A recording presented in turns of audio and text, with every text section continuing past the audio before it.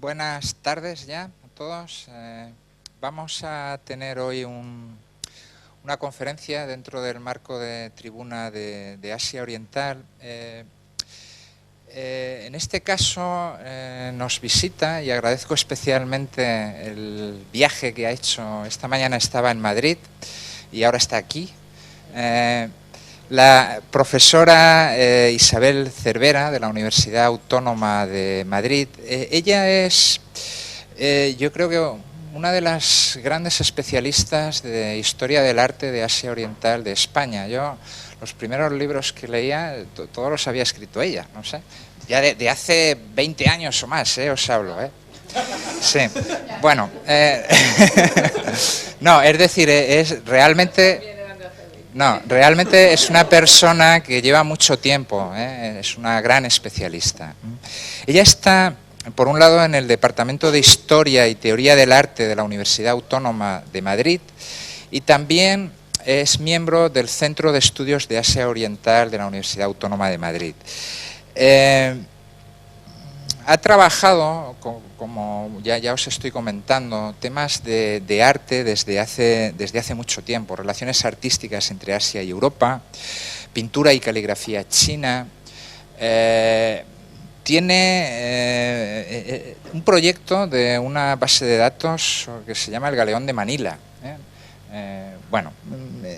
Es una investigadora muy activa, insisto, desde hace mucho tiempo. Entre sus obras, os comento lo último, sería Arte y Cultura en China, conceptos, materiales y términos de la A a la Z. Es una especie de diccionario conceptual, específico sobre arte chino. De hecho, en el año 97 ya publicó otro que era Arte en China, conceptos y términos, en la editorial Lasserval. Otro ejemplo es su colaboración llamada Meditar la naturaleza, el arte en India y Asia Oriental, en una historia universal del arte, editada también aquí en Barcelona en el año 2006. O en los números del CEIAP, que son el resultado del Foro de Investigación Española de Asia-Pacífico, cuando se hizo el congreso en Granada en el año 2007, tiene una contribución que se llama La construcción de la imagen erótica en China, otro tema. Aquí tuvimos a Mauri, que creo, sí, estuvo hablando precisamente de Shunga, nos dio un seminario sobre Shunga. Tiene también catálogos de exposición, bueno, textos, ¿no? Los textos que acompañan a catálogos de exposición, como por ejemplo de Yan Futong, que en este caso es un artista ya moderno, ¿no? Es videoarte, etcétera, etcétera. Del Museo Esteban Vicente de Segovia en el año 2008. O otra, que es exposición que se hizo en Madrid en el año 2009, Cuando Oriente era lejano, orientando la mirada. Bien, yo creo que sin más agradezco de nuevo el que haya venido, el que haya aceptado la invitación a estar con nosotros, a darnos este seminario. Hoy, en concreto, nos va a hablar de una figura del siglo XI-XII, Li Kungling,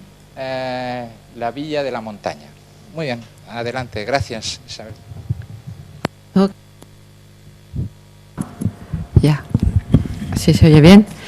Bueno, buenos días, buenas tardes a todos. La que agradece el poder venir aquí soy yo, a Joaquín Beltrán y a la Facultad de la Universidad Autónoma de Barcelona. Es la primera vez que vengo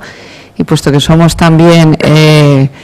universidades hermanadas, la Autónoma de Madrid y la Autónoma de Barcelona, pues el placer y el gusto es doble.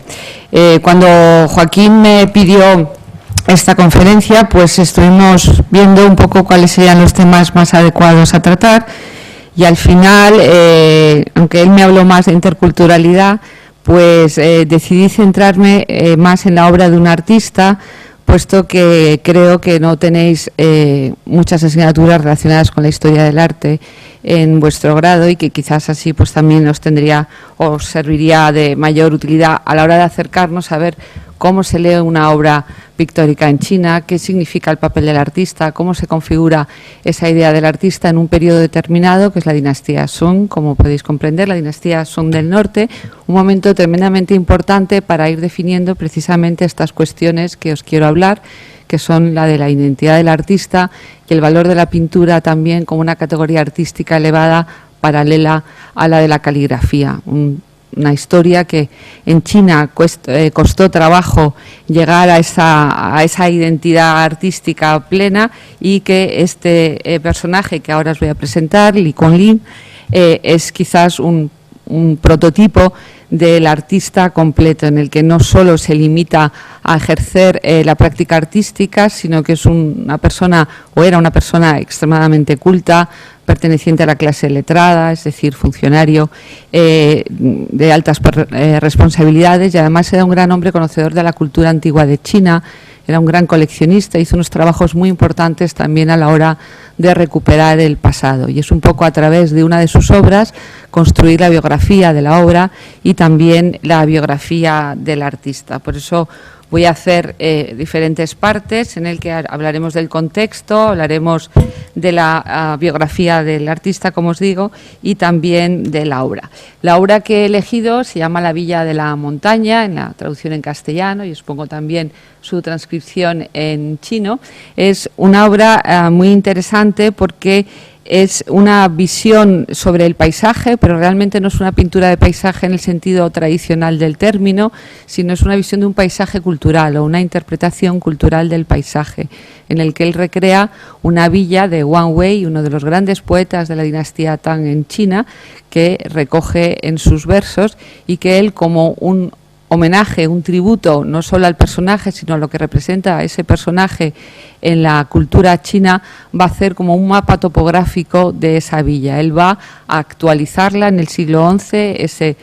concepto de paisaje, esa topografía del paisaje, y se va a meter literalmente en ella desde el punto de vista histórico y actual. Es una obra también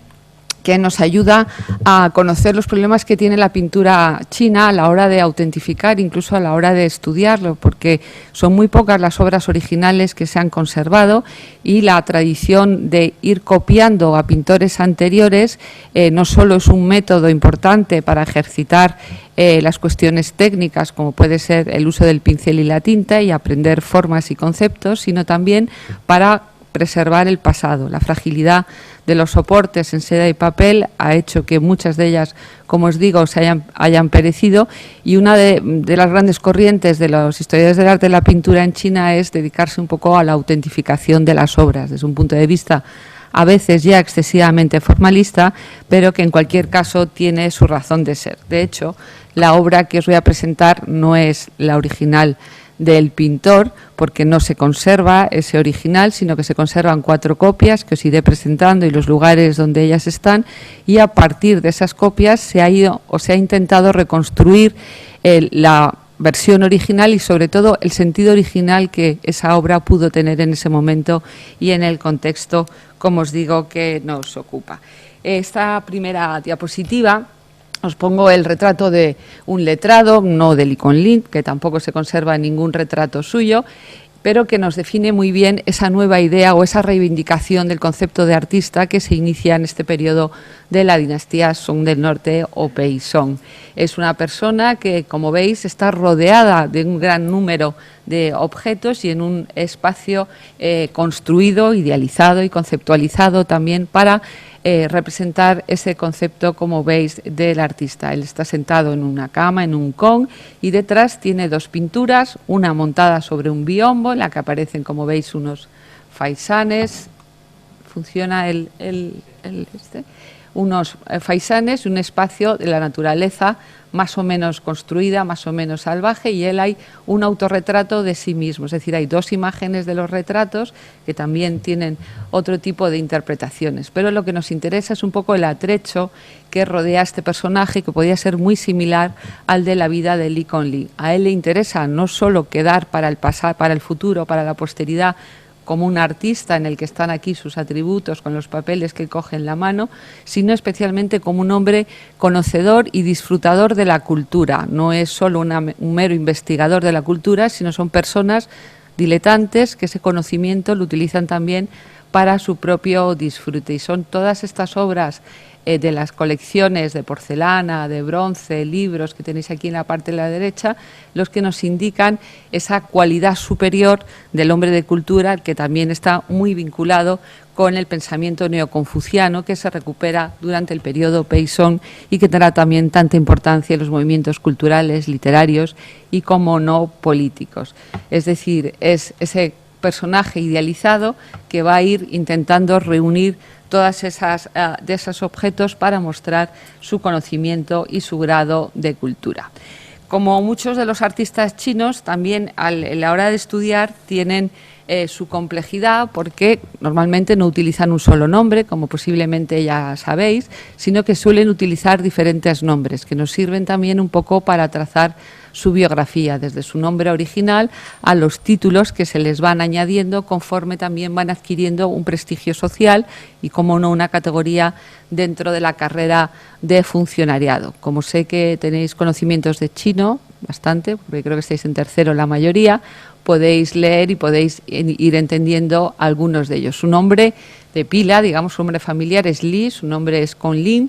que es el primero que aparece y por el que se le conoce generalmente en la historia del arte, pero también él firmó muchas de sus obras y muchos de sus textos sobre antigüedades con el sobrenombre, con el seudónimo de Long Mian,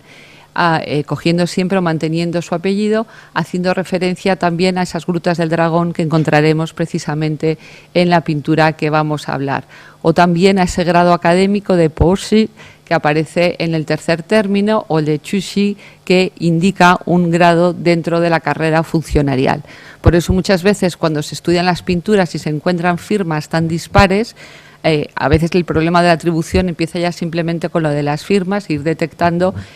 las que corresponden al mismo personaje. Hay muchos estudios sobre eso, hay diccionarios biográficos de pintores que solo se dedican a analizar este tipo de cuestiones y que simplemente os lo anoto para poder tener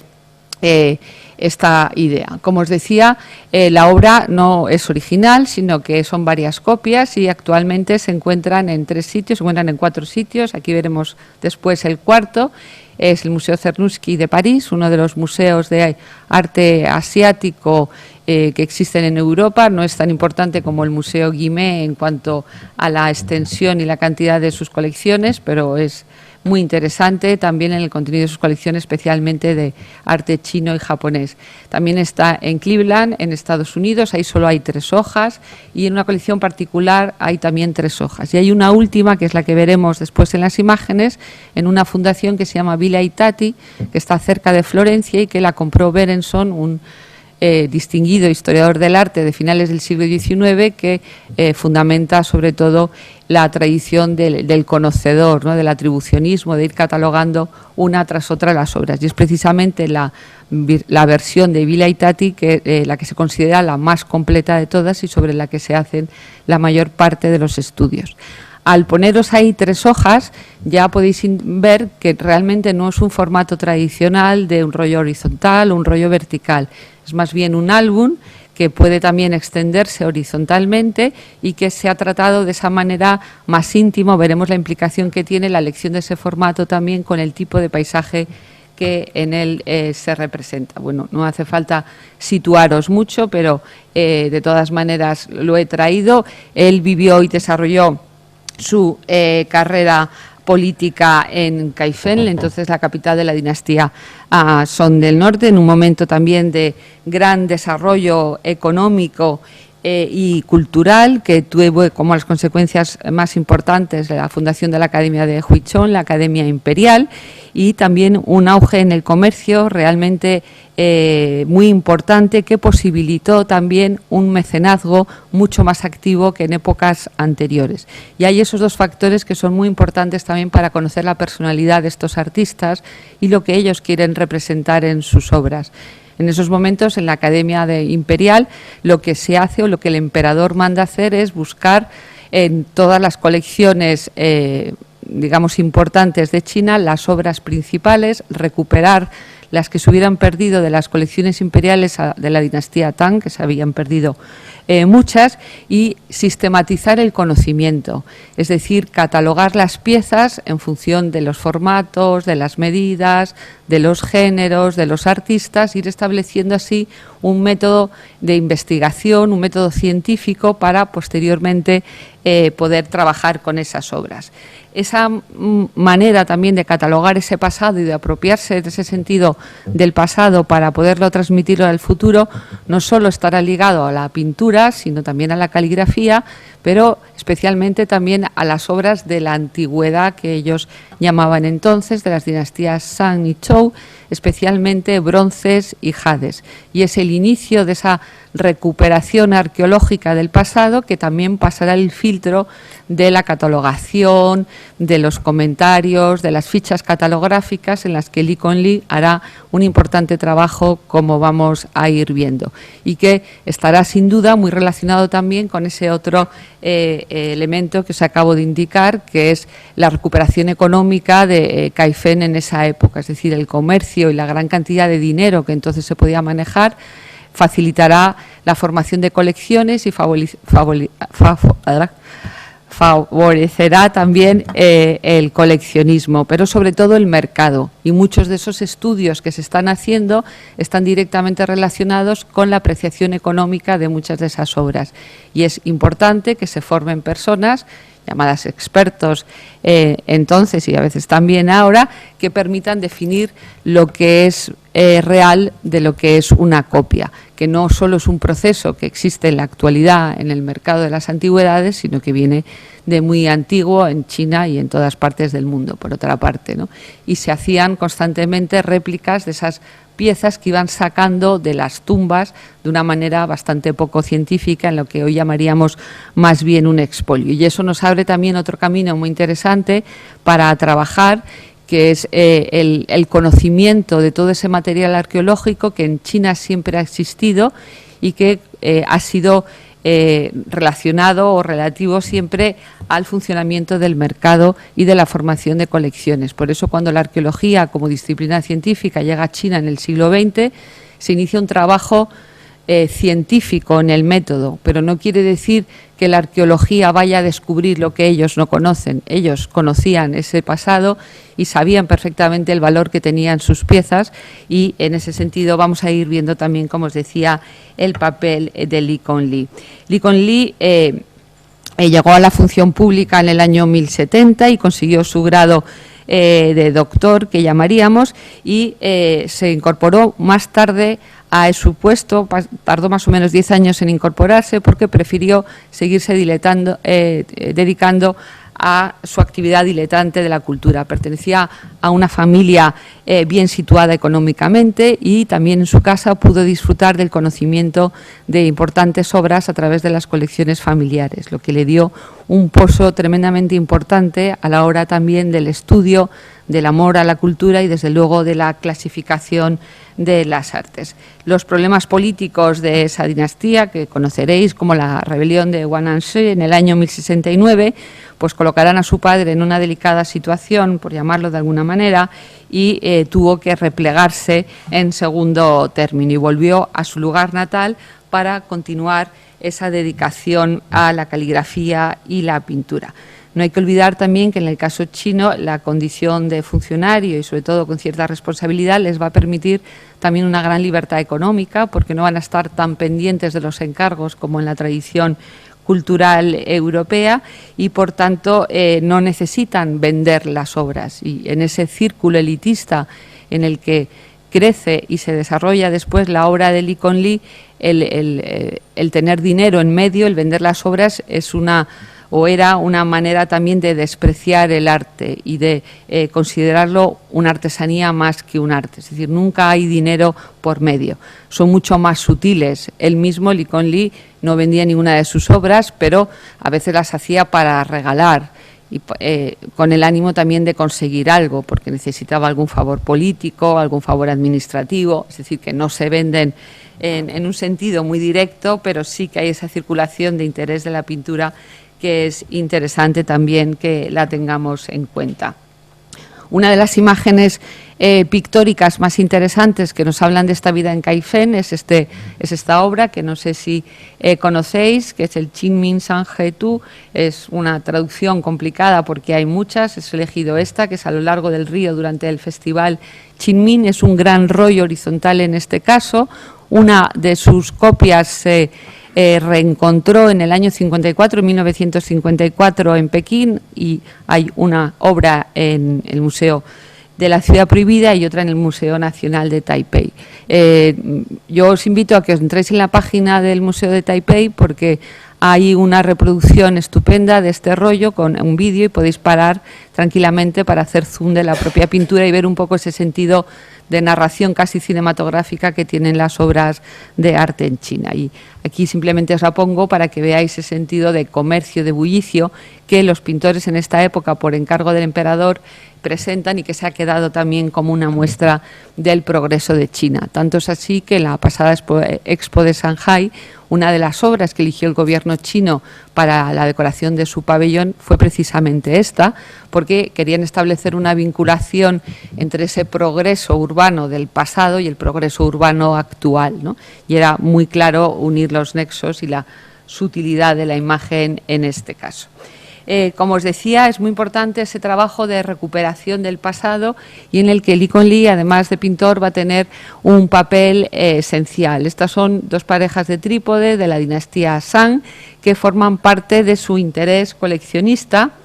junto con esta pieza de jade, que es un chong también de la dinastía Shang, que nos hablan, como os decía, de ese conocimiento y de ese mercado de antigüedades que existe y ha existido siempre en China. Pero lo importante no es en este caso esto, que esto sería otro tema, sino los catálogos que se hacen en esos momentos, y que él hará uno muy importante. Y para que veáis la mirada científica en su momento que ya tenían, se dedican, y él mismo lo hacía también, a dibujar cada una de las piezas que tenían o que poseían en sus colecciones, a intentar definirlas, como veis en los textos que la acompañan, y a ir marcando los nombres que cada una de estas piezas van a ir teniendo, y van a crear unas nomenclaturas muy específicas que son las que hoy todavía conservamos. Es decir, este afán científico enciclopedista queda claramente reflejado en estas imágenes, en las que se utilizan además diferentes estilos de caligrafía que van demostrando también esa capacidad, esa cualidad cultural del personaje, que no es simplemente un dato, sino que va mucho más allá del mero dato para trasladarlo a la propia biografía del artista. Además de la obra que veremos más adelante, Li Kongli utilizará otros muchos géneros que no serán el paisaje. Yo os he traído algunas de sus obras que actualmente se le atribuyen a él. Es muy difícil que los especialistas, incluso en los catálogos de los museos y por supuesto ya en el mercado de las antigüedades es lo más normal, siempre suele aparecer atribuido. Casi nunca pone exactamente el nombre por este tipo de problemas que os estoy comentando. Y él pintará esta serie de 5 caballos. Este es un detalle que lo podéis ver también en las páginas del Metropolitan de Nueva York, en el que está copiando unos géneros antiguos propios de la dinastía Tang, y él lo que los está es intentando intervenir o introducir en ese presente, para que veáis ese dominio que él tiene de la técnica y la variedad de estilos que él puede ir creando. Otra de sus obras muy distintas es este clásico, esta ilustración al clásico de la Piedad Filial, que también lo podéis ver en la página web del Metropolitan. Es un detalle nada más de un rollo horizontal en el que ilustra esa necesidad de resucitar los clásicos que apoyan a la tradición neoconfuciana, que en esos momentos es muy importante en el ámbito cultural de la dinastía Song del Norte. Es muy amigo del el poeta político, pintor y un personaje realmente poliédrico como Su Xi o su hermano Su Se, que después escribirán dedicatorias a las obras de Li Kongli, y él refuerza con su trabajo esta distribución o esta manera de reinterpretar en los textos clásicos a través de estas ilustraciones de pintura que tienen, desde el punto de vista del estilo, un cierto gusto arcaizante, porque recuerda a las primitivas de los artistas de finales de la dinastía Han y principios de la dinastía Qin. O Os he traído 2 detalles para que veáis más detenidamente estas cuestiones y la diferencia que va a haber con la obra importante que vamos a comentar hoy. Otra de estas recuperaciones del pasado y estas formas de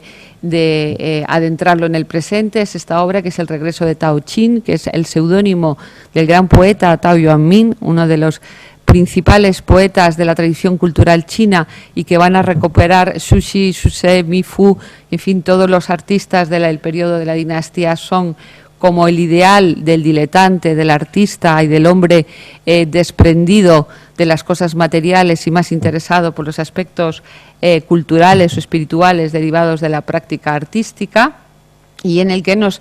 acerca de una manera muy minuciosa también a la vida cotidiana, ¿no? Es ese gusto que va a tener también siempre Lee Kuan Yew de ofrecernos en Zoom vistas muy abiertas, pero también dedicarnos en detalle a esos aspectos en los que las casas y el mundo femenino aparece en este caso claramente reflejado, preparándose para la llegada de Tao Yuanmin, de Tao Chin, que aparece en la imagen anterior. También le interesarán mucho los temas del budismo, que aunque en ese momento digamos, no son los que están más a la moda, por así decirlo, pero sí también forma parte de esa cita a su propia cultura, en la que no puedes decir que son confucianos o taoístas o budistas, sino que ellos comparten creencias y ideologías de esas 3 grandes corrientes de pensamiento y no son en ningún sentido contradictorias. Esta no es una obra suya, sino es una obra que se hace según el estilo de Lee Kuan Yew. Se supone que es una copia, está hecha por un artista que se llamaba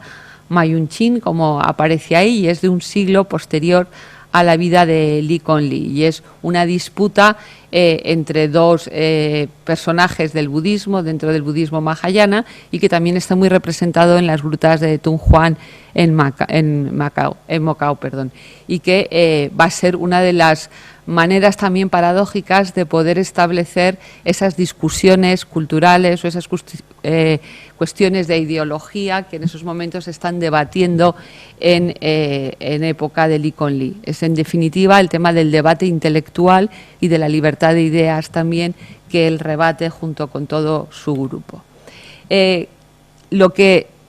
él hereda como tradición de la pintura del paisaje es estas obras que conocéis posiblemente porque son muy características de ese periodo intermedio entre la dinastía Tang y la dinastía Song, como esta obra de Fan Quan, de viajeros entre montañas y cascadas, que veis que son pinturas realizadas en formato vertical, muy relacionadas con lo que se llama el paisaje monumental y más preocupadas por expresar cuestiones relativas a las relaciones entre el ser humano y el universo, entre el ciudadano y el gobernante, con interpretaciones también muy diversas entre ellas. O esta otra de Guoxi, muy próximo yo a la vida de Lee Kuan Yew, en el que la naturaleza y sus transformaciones forma parte, digamos, de la esencia de lo que entonces se consideraba la pintura de paisaje, y que es lo que él recoge de una manera más reciente. O este otro tipo de formatos en rollo horizontal de Guoxi, en el que el tema es muy similar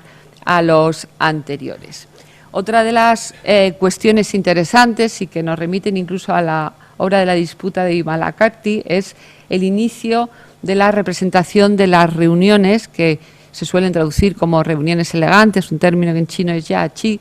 que se ubican también en espacios idealizados. Y vamos a ir viendo cómo no se duda, y Lee Kuan Yew tampoco lo hará, en mezclar diferentes tiempos en un mismo espacio, de manera que no es un discurso lineal en el tiempo lo que nos presentan las pinturas, en general casi ninguna de las pinturas chinas, sino son espacios circulares donde a veces el paisaje está representado más como citas y citas culturales para poder comprender el contexto principal de la obra, que en este caso, aunque es una obra más tardía, pero que es importante porque lo que está reproduciendo son los momentos de la vida de Lee Kuan Yew y sus amigos, en estas reuniones en un entorno interior, es un paisaje, pero es un jardín en realidad, podéis ver aquí cómo está con este muro encerrado, y que van manifestando esas prácticas artísticas, esas prácticas culturales que se inician en este periodo y que después son recordadas como un momento dorado, como una edad dorada de la cultura china.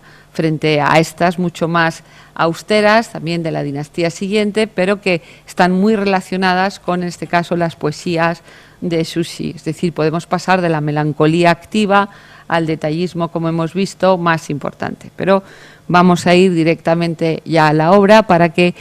podáis tener una visión más completa. Esta obra, el título también ya es importante en sí. Digamos, San Chuan más es el nombre que también le dio Wang Wei al lugar, y Tu, el carácter que aparece aquí, que no se usa,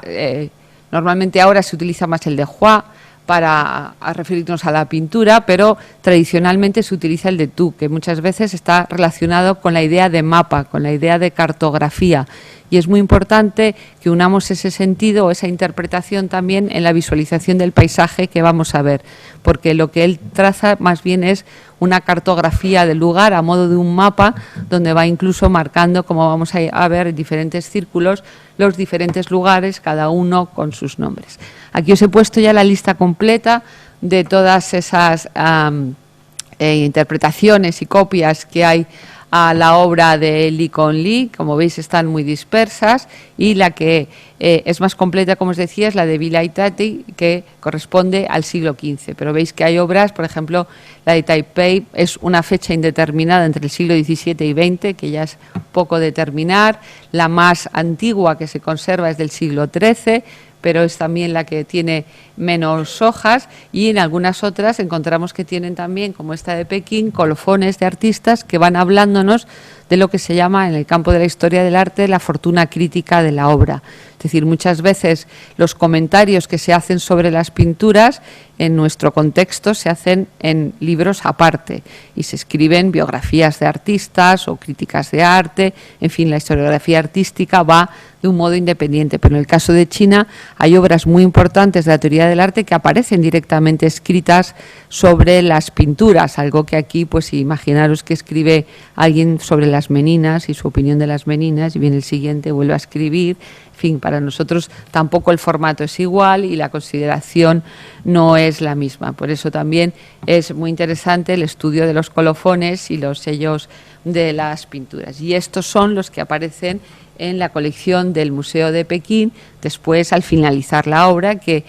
terminan en estos álbumes que son muy parecidos visualmente a la idea de un rollo horizontal. Son de diferentes autores, como podéis apreciar por el tipo de caligrafía, y como veis son textos muy extensos en los que se está hablando de por qué es esta copia, quién hizo esta copia, qué es lo que quería hacer este artista, cómo son su tipo de pinceladas. Es una descripción metafórica, a través de la metáfora, digamos, de lo que podría ser una crítica artística tal y como la entendemos nosotros, con los sellos correspondientes de los coleccionistas, que van dando también un cierto caché a la obra y adquiriendo con eso un mayor prestigio en la historia del arte y también un mayor precio en el mercado, sin duda. Este otro tipo de colofón está escrito ya en otro estilo de caligrafía, digamos, más artístico, que podríamos ya denominar el chaosu, en el que también hacen referencia a las cualidades poéticas de la obra, o esta última tercera, que están firmadas y que van correspondiendo a esas diferentes autorías que van interpretando a lo largo de la historia de la obra, y que para el historiador del arte son realmente interesantes. Al ser hojas es imposible poderos mostrar la obra entera, porque se alargaría prácticamente hasta el final de la mesa y nadie ha podido hacer una imagen porque sería inútil, sería casi como una miniatura de esa obra. Pero bueno, al menos os he traído algunos fragmentos de las diferentes versiones también para que podáis ver un poco ese tipo de composición. Para empezar, podéis ver que es una obra que no tiene color. Si la vierais en una fotografía a color, lo que da color es el paso del tiempo que tiñe el papel y la seda, en este caso la seda, y que amarillea también algo la tinta, y eso es el color que a veces produce de un modo imaginario en este tipo de pinturas. Él se vincula de esta manera a la tradición caligráfica también al usar ese tipo de trazo y al usar la tinta monocroma, y también a revalorizar la pintura, porque hasta antes de la dinastía Song, la pintura muchas veces se utiliza el término en chino de tanqin, es decir, utilizar el término de dos colores para poderse referir a la pintura, porque para ellos era más el arte de los colores que el arte de la pintura en el sentido mayor que nosotros podemos entender. Y para desvincularse también de toda esa cualidad artesanal, este grupo de artistas de la dinastía Song del Norte, entre los que se encuentran Lee Kuan Yew, recuperan ese modo y, digamos, de esa manera intentan ensalzar también el arte de la pintura con mayúscula. Huelga decir que Lee Kuan Yew también era un excelente calígrafo, como muchos de los artistas que comparten el conocimiento y la habilidad en estas tres artes del pincel, que son la poesía, la pintura y la caligrafía. Es un paisaje un poco extraño y no podemos ir buscando la realidad de la representación, porque no hay nada igual. Él no está retratando ningún paisaje, él está retratando la idea de un paisaje y se permite inventar cualquier tipo de accesorio, ya sea de la naturaleza o ya sea de las personas que aparecen, para darle verosimilitud a la obra. Porque quien va a leer esa obra, que es lo importante para quien se hacen esas obras, conocen todas estas citas cultas que permiten completar esa lectura de la obra, que a lo mejor nosotros simplemente podemos ver una serie de personajes o una serie de riscos y vegetación y desconocemos esos guiños constantes, esas citas que está haciendo constantemente el autor. Y insisto, es importante que sepamos que esas obras se hacen para un grupo tremendamente elitista, es decir, no están hechas para enseñar a todo el mundo ni que todo el mundo las pueda poseer, y de ahí esa cualidad también, digamos, más conceptual o más intelectualizada que puede tener. Este es el inicio de la obra. Como veis, aquí aparecen todos los sellos que, como os decía, han ido poniendo los coleccionistas en la obra de Pekín que hemos visto anteriormente, los colofones después, y nos da una idea un poco del sentido topográfico que yo quería señalaros. Si os fijáis, muchos de los lugares tienen unas inscripciones, veis aquí también, y en otros iremos viendo, porque él da nombres a los espacios y les llama el acantilado rojo o la cueva dorada, en fin, nombres todos ellos muy poéticos, pero que no están elegidos al azar, sino que son nombres que él toma prestados de la poesía de Wang Wei y de otros autores y los introduce en ese presente a través de la presencia de personajes. Porque los personajes, en muchos casos le vamos a ver, o lo que se supone que es él mismo, realmente es él y sus amigos los que están aquí, ¿no? Digamos, él se introduce en ese pasado con sus amigos e intentan reconstruir una historia y de esa manera también pasar a la posteridad. Es un paisaje pequeño en el sentido que es muy íntimo, no son ya esas vistas grandes panorámicas que hemos contemplado antes, sino que él prefiere acotarlo, hacerle un zoom extraordinariamente pequeño, casi de miniaturista, podríamos decir, en el sentido del dibujo, y con ello meter todos los elementos o todos los ingredientes necesarios para que la obra funcione, para que la obra tenga significado. Como está dentro, digamos, de la categoría de lo que es la pintura de paisaje, pues evidentemente los elementos fundamentales, como son la montaña, el agua, la vegetación, etcétera, aparecen constantemente. Pero es mucho más importante lo que permite pasear por este paisaje. Y generalmente en esta pintura aparece constantemente, y en otras a veces hay que ir buscándolo. La idea es que el artista pinta un paisaje por el que él transita, y lo que te hace a ti como espectador es invitarte a que tú entres por ahí y que te puedas imaginar paseando, no solo en el sentido físico, insisto, sino también en el sentido cultural. Y por eso, en muchas de las pinturas de paisaje podéis ver que en el inicio siempre aparece un camino, que puede ser un río, puede ser un sendero, puede aparecer en la zona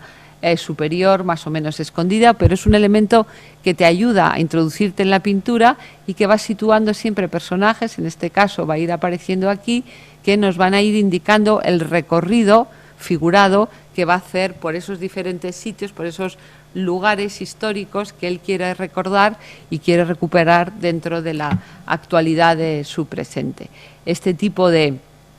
casas que tiene aquí encerradas, que son a su vez pequeñas villas dentro de la gran finca que podríamos llamar es la obra que representa, están también destinadas a funciones diferentes que él se cuida mucho de ir realizando, y son siempre círculos, como diagramas circulares, que va a ir constantemente realizando en su obra. Y vamos a encontrar después lugares de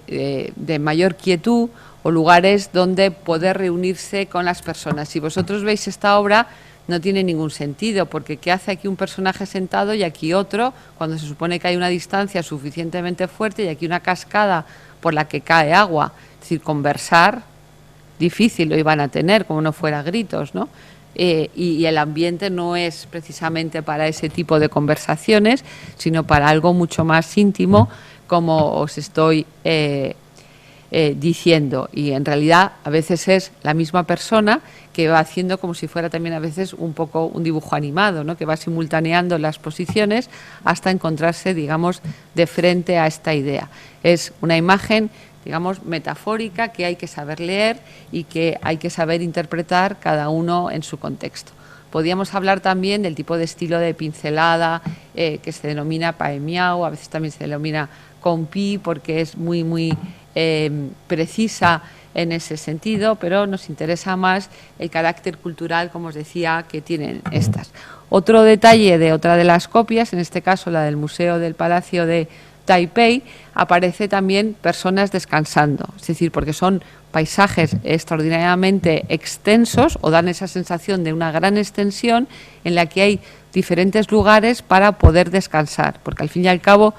el paisaje es como la vida, ¿no? Y nosotros transitamos por él como transitamos por nuestra vida, y por lo tanto se van haciendo siempre ese tipo de paradas. A veces encontraréis un puente, un pequeño pabellón, en este caso esta pequeña ladera donde poder descansar y tomar, digamos, un refrigerio o simplemente lavarse los pies, como vamos a ver después a continuación. Es decir, hay una idea física también metida dentro de ese espacio metafórico que es importante señalar. Este es el inicio de la copia de Villa Itatí, para que veáis también la diferencia con la anterior, es decir, que la interpretación, que la copia puede ser interpretada, tampoco tiene que ser una copia fidedigna lo que se valora, sino lo que cada época, cada autor considera que puede reinterpretar de la copia. Cuando hoy hacen artistas contemporáneos reinterpretaciones del pasado, que a veces a los más ortodoxos les parece algo fuera de contexto, no es algo nuevo, ¿no? Es algo que ha existido siempre en esa tradición y también en la nuestra. Por lo tanto, tú puedes imaginar cómo sería o cómo tú querrías que fuera esa idea y ir añadiendo elementos propios, digamos, de tu cosecha. Pero, en definitiva, volvemos a ver también esa misma idea de ese inicio del camino por donde van a ir paseantes, andando, o bien en monturas, generalmente a caballo o en burro, otras personas andando, que,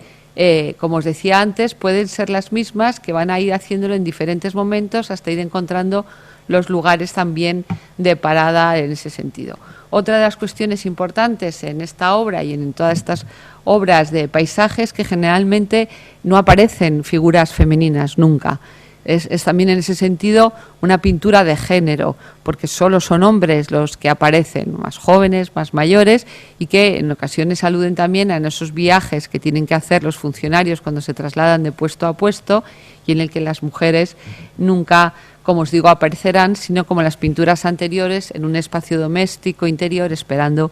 que estos hombres que están trasladándose lleguen. Y es interesante también, o sería otro aspecto interesante, ver esta idea de la esfera interior y la esfera exterior, ¿no? Y cómo la apropiación del espacio público, en este caso, por parte del paisaje. Este es otro fragmento, como veis, de la copia de Villa Itatí, que es mucho más vertical en la composición, con estos planos yuxtapuestos, menos abiertos que los que hemos visto en el plano de Pekín, pero que nos van a ir indicando también esa idea del sendero, del camino por el que hay que pasear. Y encontraremos pabellones, como aparece en este caso. No podía acercaros más la imagen porque entonces se me pixelaba mucho y no ibais a ver nada, pero creerme si aquí os digo que hay una reunión de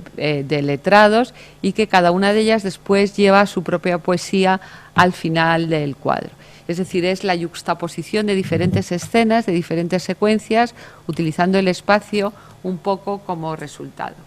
Esta es una de las imágenes, junto con otras que vamos a ver, también más raras en la representación del paisaje, o más cercanas a la imagen de un mapa, de una topografía, ¿no? Que parece que están hasta puestas las curvas de nivel de la propia topografía, con un sentido a veces simbólico desde el punto de vista del budismo. Para algunos autores está muy relacionado también con ciertos diagramas budistas, y aquí aparece un cuadrado que está a partir o realizado a partir de una arquitectura también donde hay gente importante, y que es el pabellón central o el refugio de la virtud establecida, como lo llaman en el colofón que le acompaña, y a su vez está rodeado de un círculo. Para algunos ha interpretado también como la imagen de un mandala, esa idea de intersección entre el círculo y el cuadrado, y un lugar central donde todas las corrientes que hay de agua y todos los caminos parecen que son arterias que son necesarias también para dar vitalidad o para dar juego a este único espacio. Un espacio extraño, como veis, casi más propio de la ciencia ficción que de la realidad, y que me parecía interesante que lo vierais un poco para romper esa imagen del paisaje idílico chino y veáis otras muchas interpretaciones. De todas las copias, este también es el inicio de la copia de París, es la que peor se puede ver, es la que peor conservada está, pero la quería traer para a que la pudierais ver, o esta otra también del Museo Nacional de Taipei, que recupera esa escena que hemos visto de esos tres personajes y esa distancia interpretada de una manera distinta. Esta es otra de la misma secuencia, la misma escena, pero la copia del Museo Cleveland. Es decir, que lo que hacen es coger la esencia de las pinturas, pero después la interpretación o la misma del paisaje puede ser más o menos parecida, pero tampoco están obligadas a que sea estrictamente la misma.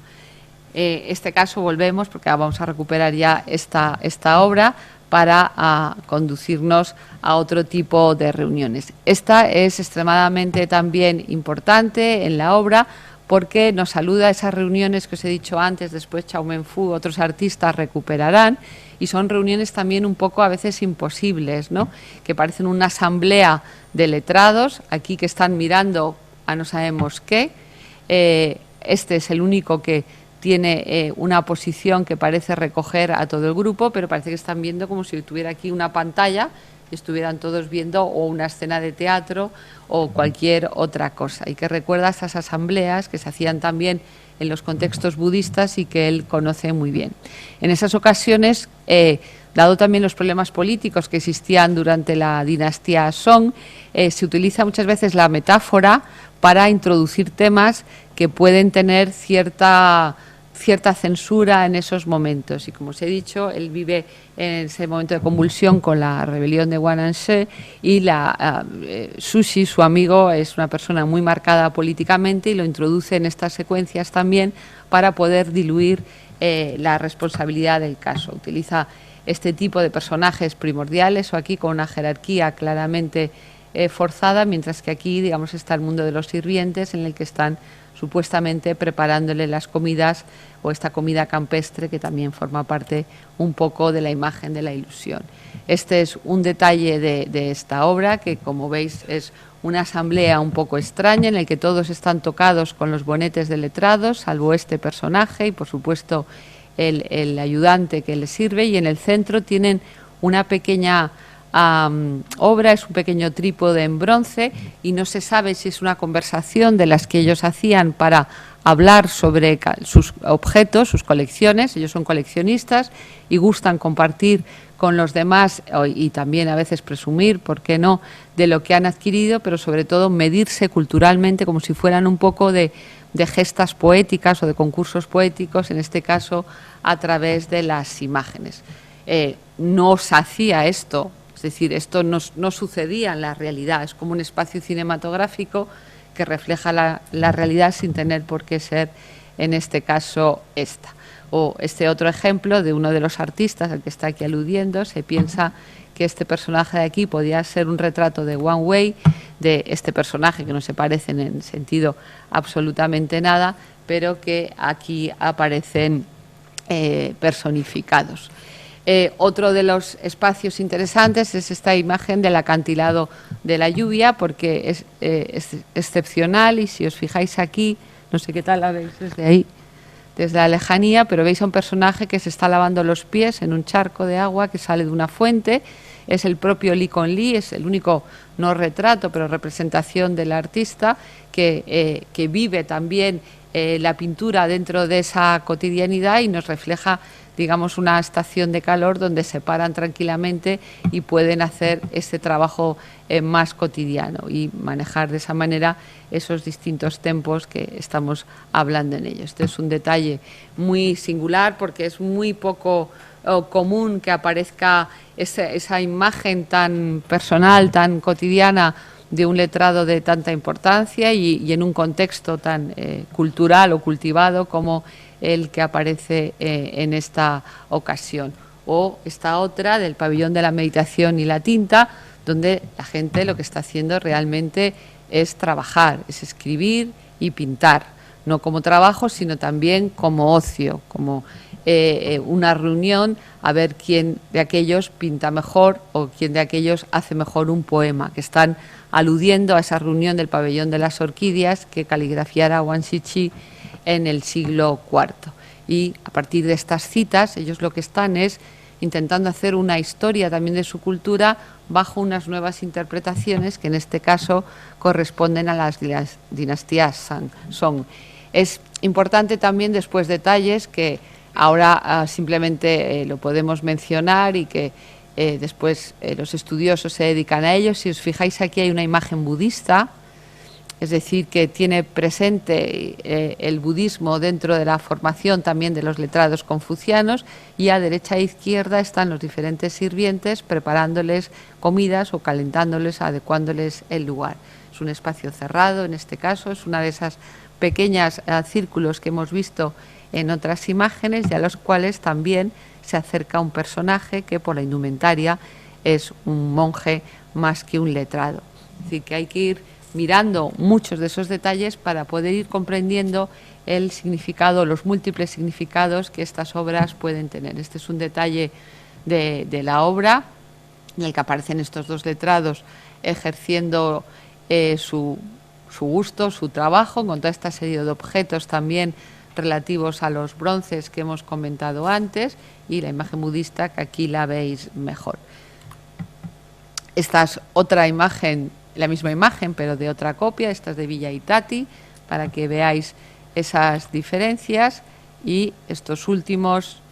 no, espérate, pongo mejor esto, dos últimas obras, ya no os pongo más porque es tarde y no habéis comido y sé que tenéis ganas de iros, para que veáis otra imagen distinta y una manera de llamar a las pinturas dentro de la pintura, que definitivamente es lo que es el acantilado de la hermosa floración,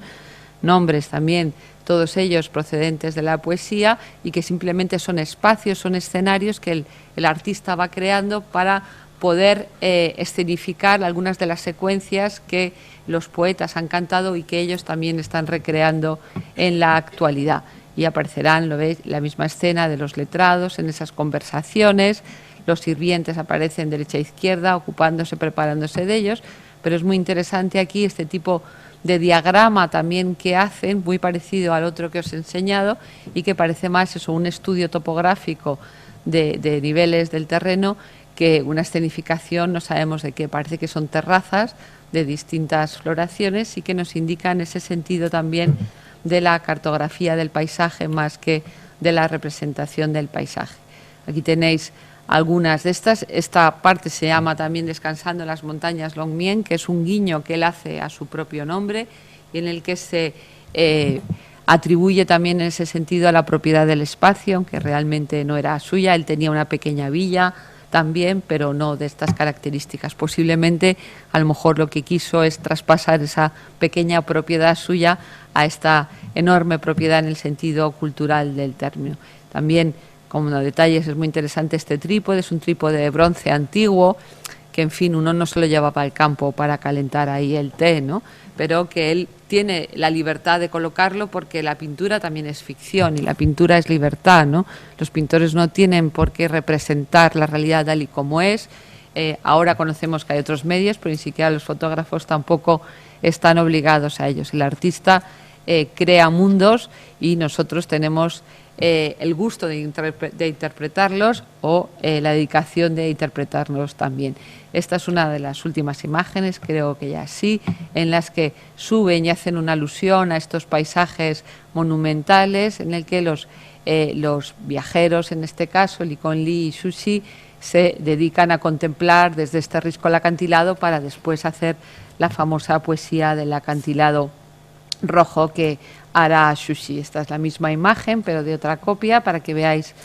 las diferentes interpretaciones. Y con esto yo creo que ya sí que acabo, porque me está dando apuro tanto tiempo. Y si queréis preguntar algo, hay muchas cosas que se pueden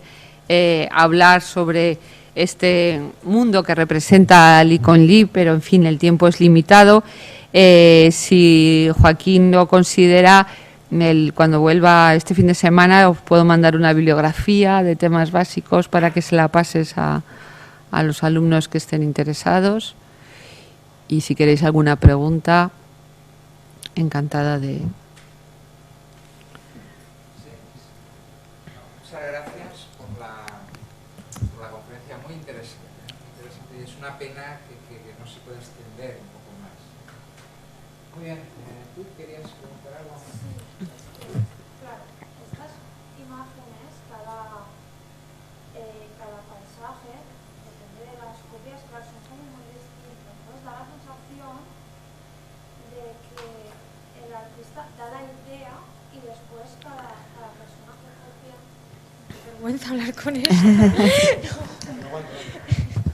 Cada persona que copia hace como su propia reinterpretación, ¿no? Entonces es como una interpretación de otra interpretación y no sé. Es interesante porque aquí esto lo consideraríamos como copias y copias, no sé, malas porque no son exactamente iguales. No es verdad. Mira, por ejemplo, ellos tienen temas, digamos, códigos culturales que se construyen en poesía, en pintura o en caligrafía y que ellos repetirán y reinterpretarán como tú estás diciendo.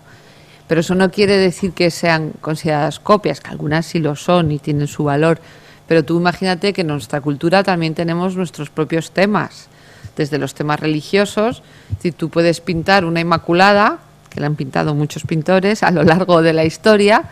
y nadie considera que una Inmaculada de Murillo, que hizo varias representaciones, por cierto, de la propia Inmaculada de Murillo, sea mala, porque sea la misma imagen. Tú quieres decir, hay temas y cada uno aportamos una visión de ese tema. Es igual que en la investigación, quiero decir, yo no soy la única persona que estudia a este pintor, hay mucha gente que lo estudia y vosotros lo podéis estudiar después, cada uno vamos interpretándolo de una manera, conforme también a nuestros propios conocimientos y a nuestra visión de la vida, y vamos a lo mejor aportando un poquito más de significado a esa obra, pero no pierde significación. Una cosa es que tú copies fidedignamente, como si hicieras casi una fotocopia, como van ahora los estudiantes o los no estudiantes, van al Museo del Prado o aquí al Museo de Cataluña a copiar obras porque necesitan aprender la técnica de los maestros antiguos. Otra cosa que falsifiquen y te engañen también, que también esto puede pasar y ha pasado mucho en China, aquí, allá y en todas partes, eso es indudable. Pero otra cosa es que tú